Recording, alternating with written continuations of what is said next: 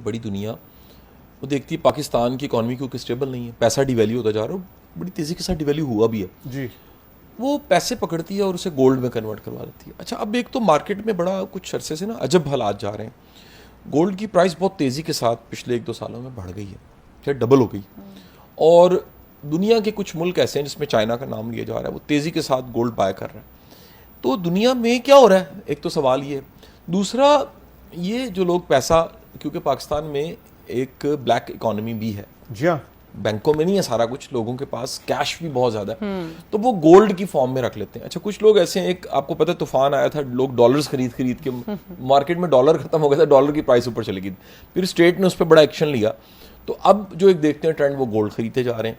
इस हवाले से गाइड कीजिए कि किसी के पास अगर पैसे पड़े और वो गोल्ड में इन्वेस्ट कर देता है, उसकी सोच क्या है, उसको करना चाहिए नहीं करना चाहिए, इसके फ़ायदे क्या, नुकसान क्या?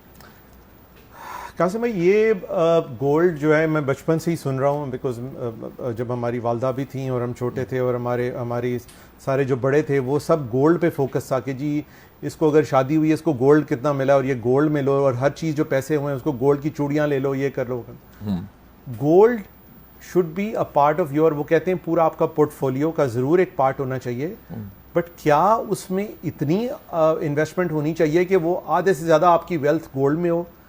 आई एम नॉट श्योर कि ये एक अच्छी इन्वेस्टमेंट स्ट्रैटेजी है। अच्छा, उसकी वजह ये है कि जी गोल्ड जो है वो उसकी प्राइस आपने देख लिया वॉलेटाइल है, आज वो पिछले 2 साल से बढ़ गई है, अगले 2 साल कम भी हो सकती है।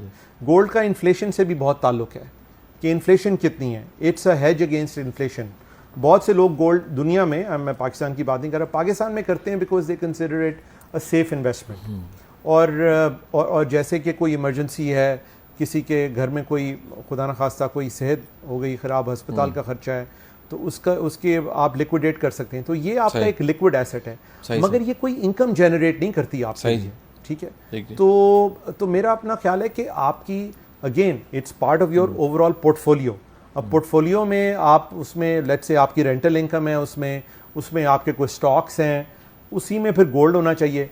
मगर यहाँ पे बहुत ज़्यादा हैवी डिपेंडेंस ऑन गोल्ड है, और वो गोल्ड मैं ये देखता हूँ वो लॉकर में पड़ा होता है और कई साल पड़ा होता है, और लोग कहते हैं जी उस पर ज़कात भी, मतलब वो उसका कोई मुझे समझ नहीं आता कि उसका क्या बेनिफिट है इस तरह के गोल्ड का। लेकिन हमारे यहाँ ये एक ऑलमोस्ट एक सिक्योरिटी समझी जाती है कि गोल्ड है। बहरहाल दुनिया में गोल्ड इसलिए ख़रीदा जा रहा है कि मैं आपने चाइना की मिसाल दी, बात बिल्कुल ठीक है। नाउ चाइना का one of the main goals है is to reduce dependency on US dollars. ठीक है सर, ये एक बहुत बड़ा रीज़न है चाइना के गोल्ड खरीदने का।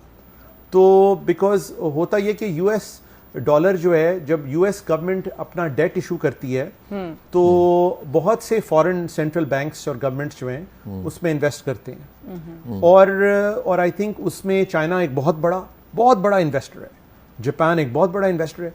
तो आई थिंक स्लोली एज दुनिया मूव कर रही है, और अमेरिका जो है उसकी ज़्यादातर पॉलिसीज़ मोर इंसुलर हैं, बजाय के बाहर होने के वो अमेरिका पे ज़्यादा, अमेरिका जो एक ज़माने में सारी दुनिया को ज़्यादा देख रहा था, अब इस एडमिनिस्ट्रेशन में अपने ऊपर ज़्यादा फोकस कर रहा है, बाहर कम फोकस कर रहा है। तो बाहर के लोग जो हैं वो फिर कह रही हैं दूसरी कंट्रीज़ के हम भी फिर अपनी डिपेंडेंसी कम करें अमेरिका में। आपने टैरिफ का ये सारा जो है वो डिस्कशन देखी है पिछले कई महीने से, जब से ट्रंप एडमिनिस्ट्रेशन आई है। तो उससे ये हो रहा है कि जैसे चाइना जैसे ममालिक जो हैं वो अब अमेरिकन डेट कम खरीदेंगे, ठीक है, और वो इसलिए गोल्ड, उनके पास कैश तो बहुत ज़्यादा है, वो उस पर पार्क करेंगे। फिर ये भी एक बात हो रही है कि चाइना से रिलेटेड बात हो रही है, आई थिंक कि वो ब्रिक्स एक बहुत बड़ा ब्लॉक है, उसके बारे में भी बात हो रही, तो वो भी सोच रहे हैं कि अपनी एक करेंसी जो है फॉर्म करें, एक कंपीटिंग करेंसी फॉर्म करें। बट मेरा ख्याल है कि अमेरिका अभी डॉलर को डिफेंड करेगा और डिफेंड करेगा टिल द एंड, और ये डॉलर अभी भी प्रिडोमिनेंट करेंसी होगी।